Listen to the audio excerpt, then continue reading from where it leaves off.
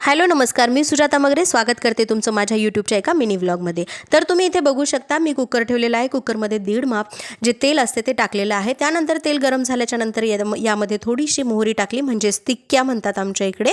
त्या तिक्क्या टाकल्या आणि तिक्क्या चांगल्या तडतडल्यानंतर त्यामध्ये मी जिरं टाकलेलं आहे। त्यानंतर बारीक चिरून घेतलेला जो कांदा असतो तो कांदा टाकायचा आणि कांदा जो आहे तो तांबूस रंगाचा होईपर्यंत फ्राय करून घ्यायचा।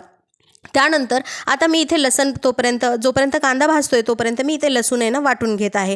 मी नेहमीच लसूण जो आहे तो अद्रकचा होईपर्यंतच भाजते, कारण की असं केल्याच्या नंतर जो लसणाचा ओरिजिनल फ्लेवर असतो ना तो तेलामध्ये उतरतो, म्हणजेच जे काही आपण रेसिपी बनवत आहे त्यामध्ये उतरतो। त्यामुळे फार अशी बारीक पेस्ट मी करत नाही। तुम्ही बघितल्याप्रमाणे मी जास्त तर अशी दरदरा पेस्ट करूनच यामध्ये मी टाकत असते।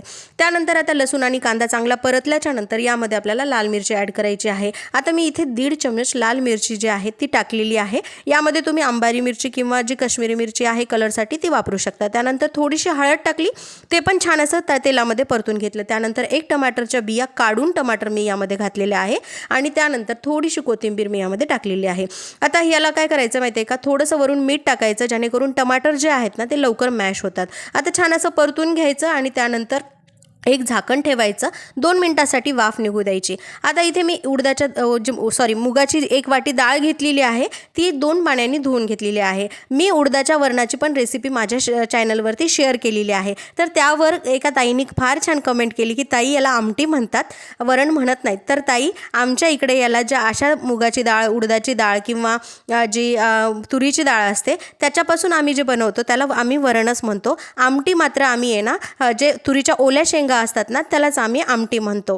त्यानंतर तुम्ही बघू शकता जी 1 वाटी डाळ मी धुवून घेतलेली आहे मुगाची, ती कुकरच्या तेलामध्ये टाकलेली आहे। त्यानंतर 1 वाटी मुगाच्या डाळीला मी इथे 5 वाटी पाणी जे आहे ते टाकलेलं आहे। मी नेहमी हेच प्रमाण वापरते। जर 1 वाटी माझ्याकडे डाळ असेल, मला ती जर टाकायची असेल फोडणीमध्ये, तर त्यावर मी 5 वाटी पाणी टाकते। त्यानंतर भरभरून अशी कोथिंबीर टाकलेली आहे। नंतर कुकरचं झाकण लावलं आणि छान अशा 2 किंवा 3 पण शिट्या तुम्ही काढून घेऊ शकता। आता इथे शिट्या होत आहेत आणि शिट्टी झाल्याच्या नंतर मात्र काय करायचं, एकदाच झाकण कुकरचं काढायचं नाही, कारण की अंगावर येण्याची दाट शक्यता असते। त्यामुळे च्या शिट्ट्या झाल्याच्या नंतर कुकर असं छान किचन ओट्यावर उतरून ठेवायचं। त्यानंतर त्याची चांगली वाफ निघू द्यायची, त्यानंतरच झाकण ओपन करायचं। तुम्ही बघू शकता छान अशी आळसट डाळ इथे तयार झालेली आहे। मग काय, पेलूच्या पप्पासाठी छान मुगाचं वरण, भाकर आणि चवळीच्या शेंगाची भाजी इथे मी वाढून ताट करून दिलेलं आहे। तर आता तुमच्या इकडे याला आमटी म्हणतात का वरण म्हणतात, मला कमेंट सेक्शनमध्ये नक्की सांगा। भेटूया नेक्स्ट व्लॉगमध्ये, तोपर्यंत बाय।